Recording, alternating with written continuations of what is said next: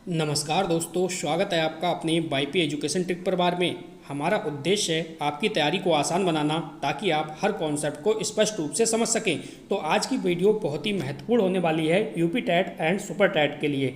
इस वीडियो में हम सीखने वाले हैं महेश्वर सूत्र। पहला जो टॉपिक है महेश्वर सूत्र, इसके बिना समझो यूपी टेट का पेपर छपता नहीं है। तो महेश्वर सूत्र से 2 अंक तो आपका पक्का है। इसके बाद देखिए 2 से 3 अंक आपको मिलेगा संधि से। ठीक है, तो इसमें वीडियो के अंदर हम महेश्वर सूत्र और संधि इन दो को आराम से कवर करेंगे, महेश्वर सूत्र के लिए और संधि के लिए।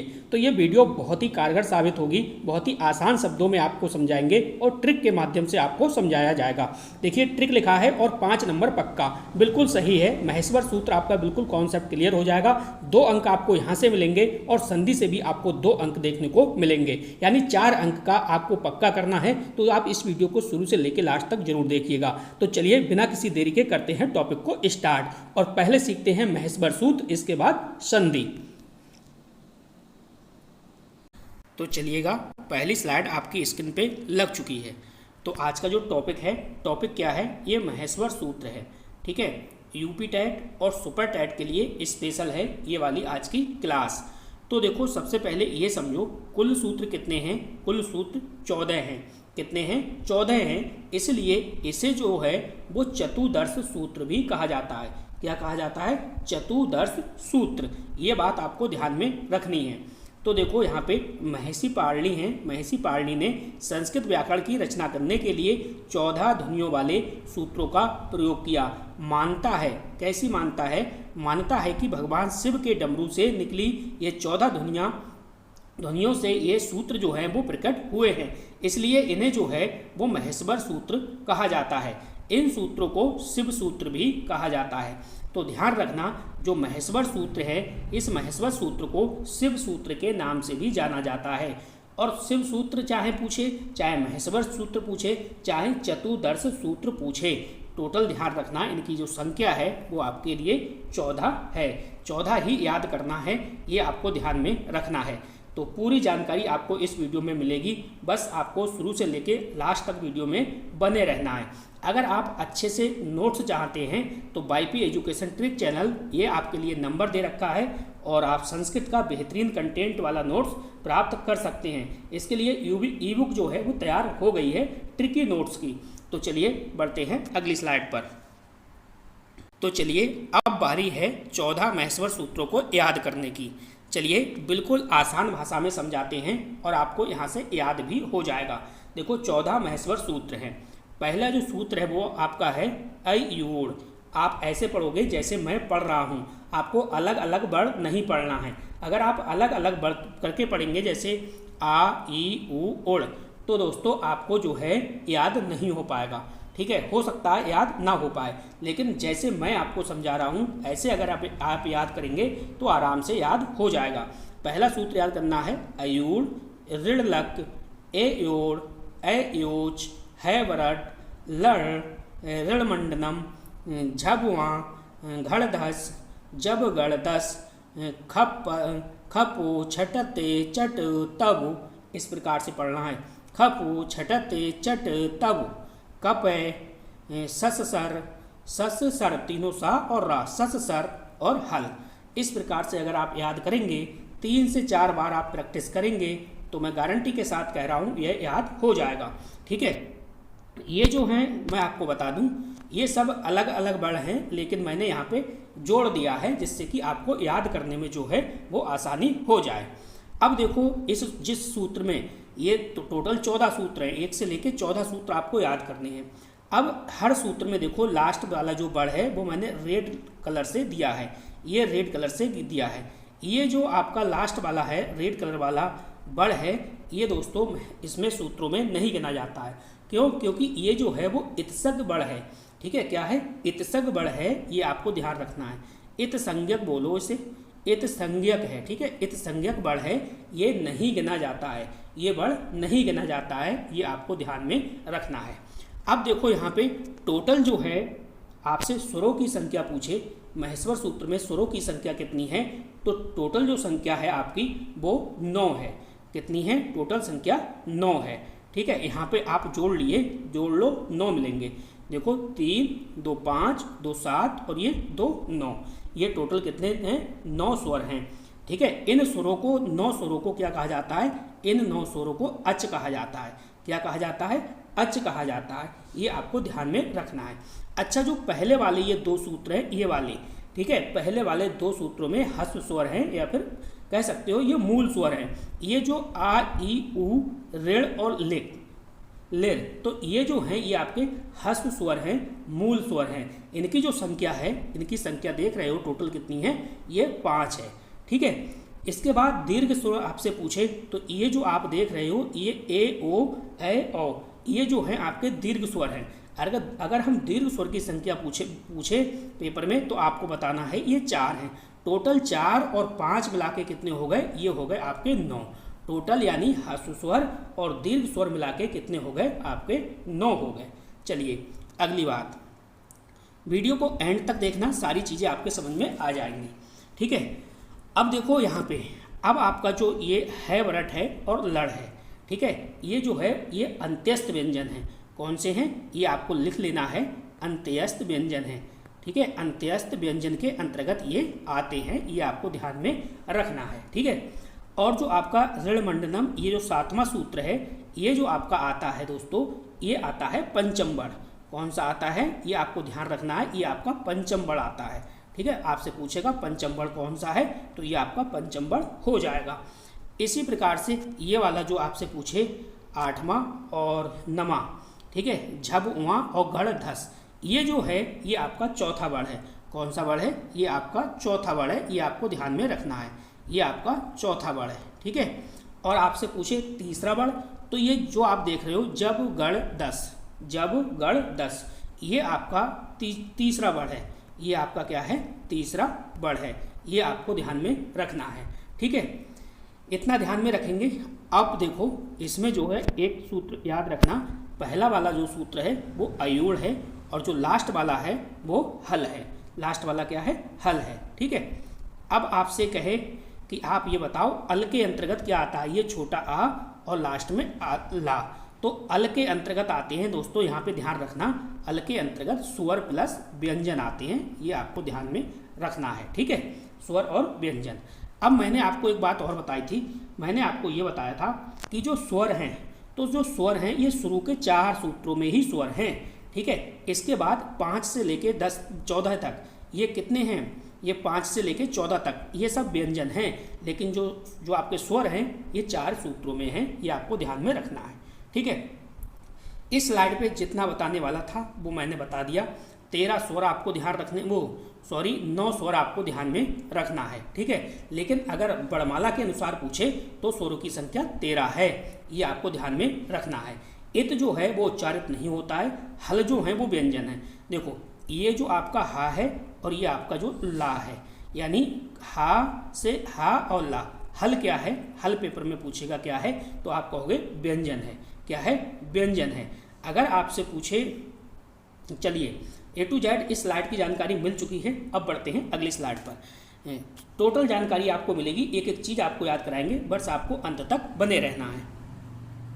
तो चलिए ये चीज़ हम आपको पहले ही याद करा चुके हैं, इस प्रकार से याद करना है। अयूड़, ऋणलक, अयोड़, अयोच, हैवरट, लड़, ऋणमंडलम, झबुआ, यहाँ पे आपको सही करना है। ठीक है, ये आपको इस प्रकार से बनाना है। झब उआ, ये आपको थोड़ा सा ठीक करना है, ये उआ जो है सही नहीं बना है। ठीक है, झबुआ, घड़दस, जबगढ़दस, खप ओ छट, ते चट, तब, कप, सस, सर, हल। ठीक है, महेश्वर सूत्र के नाम देखो, दूसरा जो नाम है वो शिव सूत्र है, ये आपको ध्यान रखना है। रचेता हैं महेश पारणी हैं, ये आपको ध्यान रखना है। संबंध क्या है? तो भगवान शिव यानी डमरू से संबंध है। उपयोग क्या है? तो इनका उपयोग होता है प्रत्याहार निर्माण में होता है। किसमें? प्रत्याहार निर्माण में।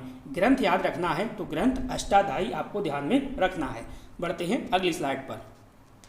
तो चलिएगा, बहुत ही महत्वपूर्ण स्लाइड है, इसका आप स्क्रीनशॉट ले लेना। देखो पूछे आपसे पेपर में, आप ये बताओ महेश्वर सूत्रों की संख्या कितनी है? 14 है। आपसे पूछे महेश्वर सूत्रों के रचयिता कौन है? महेश पारणी हैं। आपसे पूछे महेश्वर सूत्रों का संबंध किससे है? तो भगवान शिव के डमरू से है। आपसे पूछे महेश्वर सूत्रों का दूसरा नाम क्या है? शिव सूत्र है। आपसे पूछे संस्कृत व्याकरण का आधार क्या है? तो महेश्वर सूत्र है। आपसे पूछे प्रथम महेश्वर सूत्र कौन सा है? तो अयूढ़, आ ई यू अयूढ़। अंतिम महेश्वर सूत्र कौन सा है? हल है। आपसे पूछे महेश्वर सूत्रों का प्रयोग कहाँ होता है, तो आपका जवाब होना चाहिए प्रत्याहार निर्माण में। आपसे पूछे पाणिनि का प्रमुख ग्रंथ कौन सा है, तो अष्टाध्यायी है। आपसे पूछे आप ये बताओ महेश्वर सूत्र में स्वर जो हैं कौन से हैं, तो टोटल स्वर मैंने आपको बताए थे 9 स्वर हैं। कौन कौन से देख लीजिए, आ ई उ ऋ रिल ए ओ ए ओ। ये आपको ध्यान रखना है। जो शुरू के 4 सूत्र हैं उसमें आपके क्या हैं, स्वर हैं। आपसे पूछे जो हल है, हल किसका बोधक है, तो आप कहोगे व्यंजन का है। हल किसके अंतर्गत आता है, व्यंजन के अंतर्गत। आपसे पूछेगा अच बताओ, अच किसका बोधक है, तो आप कहोगे स्वर का है। इस स्लाइड का स्क्रीनशॉट ले लो और प्ले लिस्ट मैंने संस्कृत की बना दी है। संस्कृत को अच्छे से सीखना है तो आप प्ले लिस्ट से एक एक वीडियो को देखिएगा। बढ़ते हैं अगली स्लाइड पर।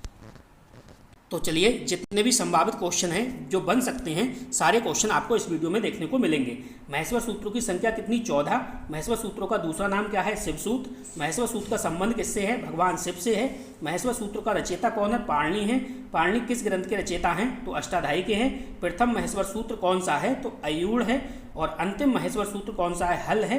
हैवरट जो है कौन सा महेश्वर सूत्र है? तो 5वां है। हल है। हल का कौन सा महेश्वर सूत्र है? तो ये 6ठा है। और सस सर कौन सा महेश्वर सूत्र है? तो ये 13वां है। चलिए बढ़ते हैं अगली स्लाइड पर। स्क्रीनशॉट ले लो, नोट्सों में आप ऐड करिएगा। तो चलिएगा, और क्वेश्चन क्या पूछे जा सकते हैं। देखो, महेश्वर सूत्रों की उत्पत्ति किससे मानी जाती है? शिव के डमरू से मानी जाती है। संस्कृत बड़वाला का वैज्ञानिक आधार क्या है? महेश्वर सूत्र है। हल किसका बोधक है? तो हल व्यंजन है। अच किसका बोधक है? अच स्वर है। महेश्वर सूत्रों में कितने स्वर हैं? 9 मूल स्वर हैं। पाणिनि व्याकरण का आधार क्या है? तो महेश्वर सूत्र है। महेश्वर सूत्र किस देवता से संबंधित है? तो शिव से है। और महेश्वर सूत्रों का उपयोग कहाँ होता है? तो प्रत्याहार निर्माण में होता है। तो जल्दी से वीडियो को लाइक करिएगा, वीडियो को अपने दोस्तों में शेयर करिएगा। बढ़ते हैं अगली स्लाइड पर। तो चलिएगा, इस स्लाइड को देखिएगा, किस टाइप के क्वेश्चन बनते हैं। तो संभावित जो क्वेश्चन हैं वो इस प्रकार से क्वेश्चन पूछे जाएंगे। देखो, पहला क्वेश्चन है महेश्वर सूत्रों की संख्या कितनी है? 12 है, 14 है, 16 है, 18 है। आपका जवाब होगा 14। महेश्वर सूत्रों की संख्या कितनी है? 14 है। दूसरा क्वेश्चन है प्रथम महेश्वर सूत्र में कौन सा है? प्रथम महेश्वर सूत्र है वो कौन सा है? हल है, या अयूढ़ है, या फिर हैवरट है, या फिर सस सर है। तो बताइए कौन सा है? तो आप कहोगे सर पहला जो है वो अयूढ़ है। तो दूसरा वाला ऑप्शन इसका सही है। नेक्स्ट है महेश्वर सूत्रों का दूसरा नाम क्या है? दूसरा नाम क्या है? बड़ सूत्र है, शिव सूत्र है, धातु सूत्र है, संधि सूत्र है। तो आप कहोगे महेश्वर सूत्र का जो दूसरा नाम है वो है शिव सूत्र। नेक्स्ट क्वेश्चन है महेश्वर सूत्रों का संबंध किससे है? तो महेश्वर सूत्रों का जो संबंध है वो किससे है? विष्णु से है, ब्रह्मा से है, शिव से है, या फिर इंद्र से है। तो आप कहोगे इसका जो संबंध है वो शिव से है। ठीक है, तो ध्यान रखना है 14 सूत्र पाणिनि, शिव सूत्र, अष्टाध्यायी, अयूढ़ जो है वो प्रथम है। ठीक है, और हल जो है अंतिम है। और जो महेश्वर सूत्र है इसका निर्माण होता है प्रत्याहार निर्माण है, उसको भी प्रयास करिएगा। तो चलिए एक बार यहाँ पे देख लेते हैं भाई, स्वर संधि है तो स्वर संधि के कौन कौन से प्रकार हैं। तो देखो, स्वर संधि के जो भेद होते हैं, कितने भेद हैं देखिए, संस्कृत में 8 भेद हैं स्वर संधि के। कौन कौन से हैं? दीर्घ संधि है, गुण संधि है, वृद्धि संधि, यण संधि, अयादि संधि, पूर्व रूप संधि, पररूप संधि और प्रकृति भाव संधि। ये जो 8 भेद आप स्वर संधि के देख रहे हैं, गारंटी लेके कह रहा हूँ मैं, ये आपके 8 सेकंड की प्रॉब्लम है। सिर्फ 8 सेकंड में ये प्रॉब्लम सॉल्व हो जाएगी और आपके दिमाग में सेव हो जाएगी। तो चलिए बिना किसी देरी के करते हैं वीडियो को स्टार्ट। और पहली बार आप चैनल पे आए हो तो चैनल को सब्सक्राइब अवश्य करिएगा।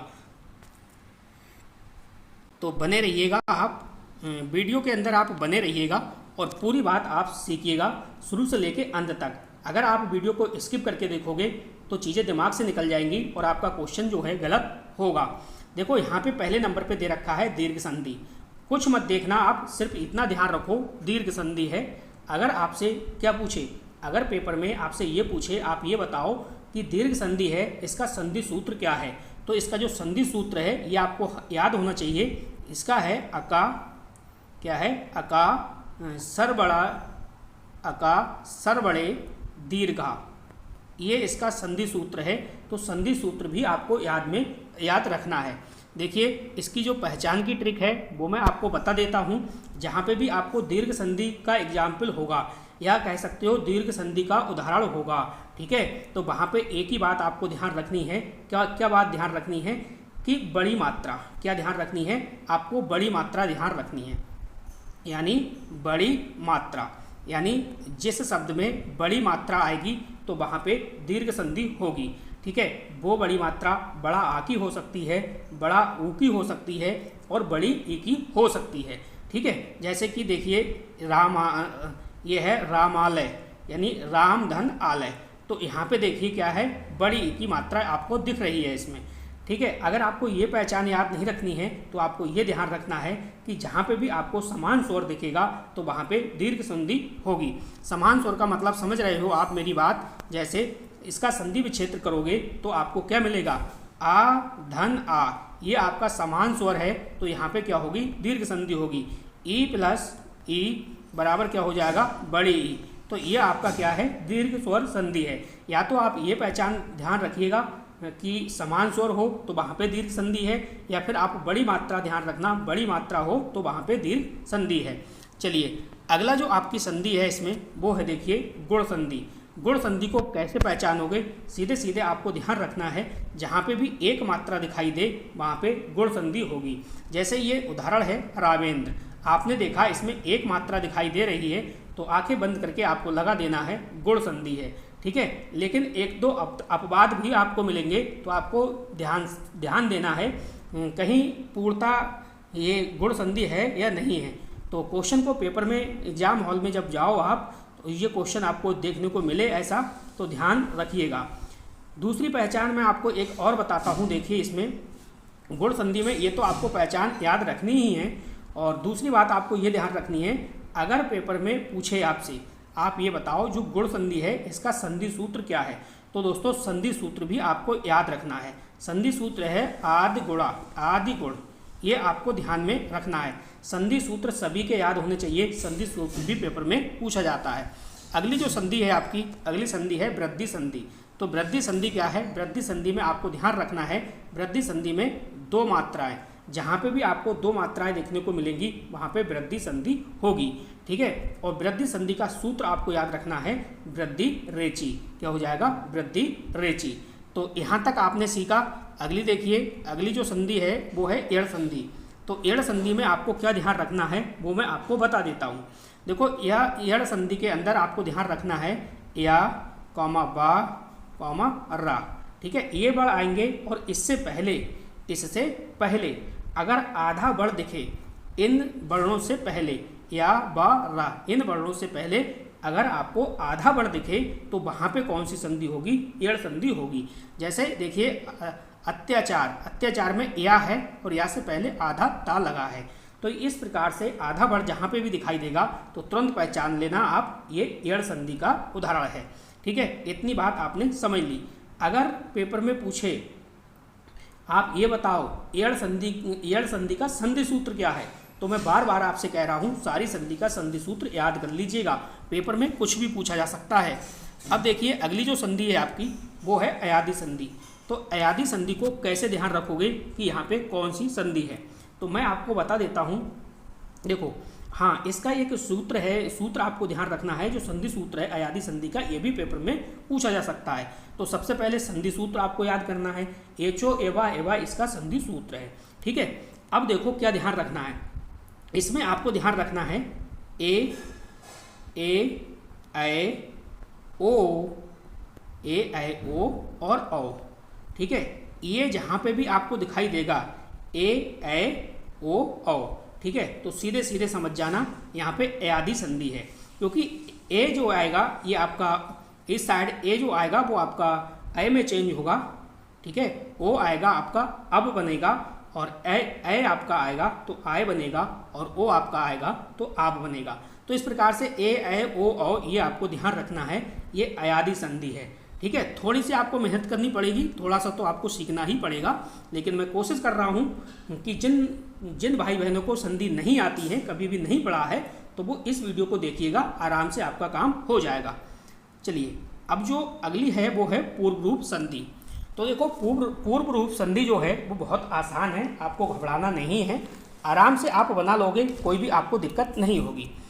देखो पूर्व रूप संधि की जो पहचान है, इसमें देखिए ये जो आप साइन देख रहे हैं, ये जो चिन्ह देख रहे हैं, ये अपग्रह का है। क्या है, अपग्रह का है।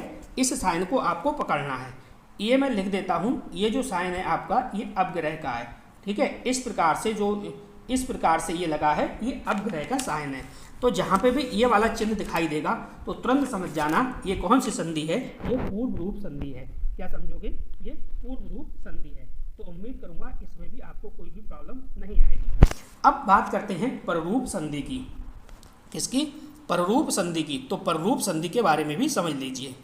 देखिए ये है पररूप संधि। अब पररूप संधि में कैसे पहचानोगे ये आप समझ लो। देखो इसका आपको सूत्र ध्यान रखना है। जैसे आ और आ के बाद क्या आएगा, ए आएगा, तो ये ए बन जाता है। ठीक है, ये आपको ध्यान में रखना है। जैसे आ या फिर आ के बाद क्या आएगा, ये आपका ओ आएगा, ओ, तो ये ओ बन जाता है। क्या बन जाता है? ओ बन जाता है। मेरे कहने का मतलब है, आप ध्यान से समझिएगा, आप ध्यान से समझिएगा। देखो मेरे कहने का मतलब ये है कि जब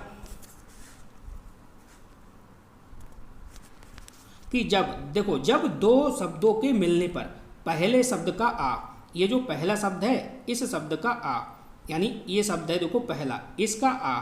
ठीक है, इसको थोड़ा सा साफ करता हूँ, अब आपको दिखाई देगा। पररूप संधि को ध्यान से समझिएगा। मेरे कहने का मतलब ये है, जब दो शब्दों के मिलने पर पहले शब्द का अंतिम वर्ण, ये पहले शब्द है तो पहले शब्द का अंतिम वर्ण क्या है, इसमें प्रा है, यानी पहले शब्द का अंतिम वर्ण जो है इसमें आ है।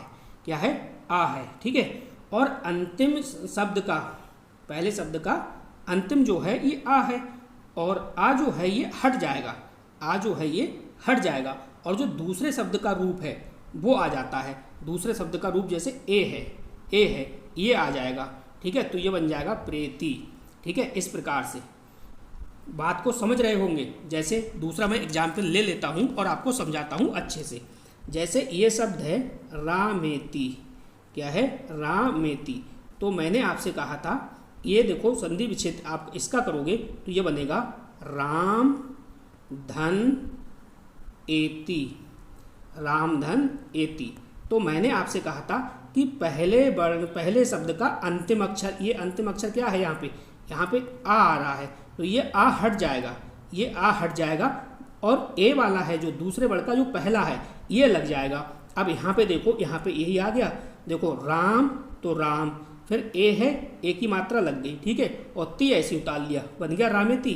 तो ये आपको ध्यान रखना है कि जब दो शब्दों के मिलने पर पहले शब्द का अंतिम आ हट जाता है और दूसरे शब्द का जो रूप है वो रह जाता है, तब इसे हम पररूप संधि कहते हैं। तो यहाँ तक समझ में आई होगी बात, यहाँ तक आपके बात समझ में आई होगी। दीर्घ संधि जहाँ पे भी बड़ी मात्रा देखे दीर्घ संधि, गुण संधि जहाँ पे एक मात्रा देखे गुण संधि, वृद्धि संधि जहाँ पे दो मात्रा देखे वृद्धि संधि, एड़ संधि जहाँ पे आपको या बा रा के बाद कोई भी आधा वर्ड मिले तो आपकी एड़ संधि होगी। अयादि संधि का मैंने आपको बताया ए ओ औ। ठीक है, तो ये अयादि संधि होगी। पूर्व रूप संधि का मतलब है सीधे सीधे अपग्रह, जहाँ पे अपग्रह का चिन्ह लगेगा तो वो पूर्व रूप संधि होगी। पररूप संधि में है, पररूप संधि में जब संधि विच्छेद करोगे तो इसका जो पहला भाग है, इसका जो अंतिम वर्ण है वो हट जाएगा, और दूसरे शब्द का जो पहला वाला वर्ण है ये आपका आ जाएगा। तो ये पररूप संधि है। अब देखिए लास्ट आपका बचा है, वो बचा है प्रकृति। इसको इधर करते हैं, और ये बचा है आपका प्रकृति भाव संधि। तो चलिए प्रकृति भाव संधि को अच्छे से समझिएगा। बहुत सिंपल है, बहुत सरल है। पेपर में कुछ भी बन सकता है, क्योंकि इस बार भाई यूपी टेट का पेपर जो है वो आयोग करा रहा है, तो आपके सामने कुछ भी पेपर में पूछ सकता है। देखो प्रकृति भाव में आपको क्या ध्यान रखना है, बिल्कुल सिंपल सी ट्रिक है, और कोई भी आपको इसमें कोई परेशानी नहीं आएगी। देखो प्रकृति भाव की मैं बात कर रहा हूँ, जब दो शब्द मिलते हैं तो संधि करने पर कोई भी परिवर्तन ना हो। ठीक है, तो संधि करने पर कोई भी परिवर्तन ना हो, ना तो स्वर बदलता है और ना ही व्यंजन बदलता है, तो उसे प्रकृति संधि कहते हैं। यानी कह सकते हो जैसा का तैसा। ये जैसा का तैसा यानी जनार्थ है, तो जनार्थ का अगर आप संधि विच्छेद करोगे तो कुछ भी नहीं बदलेगा, ये बिल्कुल सेम ही रहेगा। ठीक है, जैसा कि आप देख रहे हो ये बिल्कुल सेम है। ट्रिक आपको ध्यान रखना है, ट्रिक इसकी ये है, ना इसमें जोड़ो ना इसमें जोड़ो, और ना ही इसमें कुछ बदलो, ना जोड़ो ना बदलो। ठीक है, तो ये क्या है, ये प्रकृति भाव संधि है। ना जोड़ना है ना बदलना है, यही प्रकृति भाव है। जैसा है वैसा ही रहे, ये प्रकृति भाव संधि है। ठीक है, क्वेश्चन मैं कर रहा हूँ, थोड़ा सा मेरे साथ में रिपीट करना। देखो, क्या दोनों शब्द मिलकर अपने मूल रूप में हैं? आपको इसमें पहचान देखनी है। क्या ये दोनों मिलकर अपने मूल रूप में हैं? आप कहोगे बिल्कुल हैं। क्या इसमें दूसरी पहचान देखो, क्या इसमें कोई स्वर या व्यंजन परिवर्तन नहीं हुआ? जी नहीं, कोई स्वर और कोई व्यंजन परिवर्तन नहीं हुआ। क्या बीच में संधि का कोई बदलाव नहीं दिख रहा है? जी नहीं, संधि का इसमें कोई भी बदलाव नहीं दिख रहा है। तो इसका जवाब है हाँ, यानी ये जो है प्रकृति भाव संधि है। ये क्या है? प्रकृति भाव संधि है। जैसे मैं आपको एक एग्जाम्पल लेके और दिखाता हूँ, ठीक है। जैसे देखो एग्जाम्पल है सुउपकार। क्या है? सुउपकार। क्या है? सुउपकार। तो सुउपकार का मतलब देखो यहाँ पे सुधन उपकार, ये बनेगा आपका सुधन उपकार। इसका मतलब कुछ भी चेंज नहीं हुआ। तो ये क्या है? आपकी प्रकृति भाव संधि है। तो चलिए, अब अपने लोगों ने संधि का टॉपिक अच्छे से कवर कर लिया है। अब इसके एमसीक्यूज क्वेश्चन लगाते हैं और देखेंगे जो हमने सीखा वो हमारे काम का है या नहीं है। तो बढ़ते हैं वीडियो में आगे की ओर। तो चलिएगा, पहला क्वेश्चन आपके स्क्रीन पर है। क्वेश्चन कह रहा है रामालय में कौन सी संधि है? तो जाहिर सी बात है, आपको ट्रिक जो दी थी वो देखना है। देखो इसमें क्या है? बड़ी मात्रा। जहाँ बड़ी मात्रा होगी आपकी क्या होगी? दीर्घ संधि होगी। अब देखिए राम धन आलय, इसका करोगे राम धन आलय, संधि विच्छेद होगा। तो यहाँ पे देखो आ धन आ, ये दूसरी पहचान है, बराबर क्या हो जाएगा? आ। यहाँ पे क्या है? समान स्वर है। जहाँ पे समान स्वर दिखेगा दीर्घ संधि, जहाँ पे बड़ी मात्रा दिखेगी तो आपकी दीर्घ संधि। पहला क्वेश्चन आपका सॉल्व हो गया ट्रिक से। दूसरा क्वेश्चन देखो, दूसरा क्वेश्चन है महेंद्र शब्द में कौन सी संधि है? तो जहाँ पे भी एक मात्रा दिखे तो कौन सी संधि होगी? गुण संधि होगी। तो आपकी ये भी प्रॉब्लम सॉल्व हो गई, ठीक है। अगला क्वेश्चन देखिए, अगला क्वेश्चन है सदैव। ये बहुत बार पेपर में पूछा जाता है, ये आपको ध्यान में रखना है। इस क्वेश्चन को रट लीजिएगा। सदैव में कौन सी संधि है? तो जहाँ पे आपको दो मात्रा देखें कौन सी संधि है? ये आपकी वृद्धि संधि हो जाएगी। ट्रिक पूरी कामयाब है, आपको घबराना नहीं है, बस चीज़ों को समझना है, ठीक है।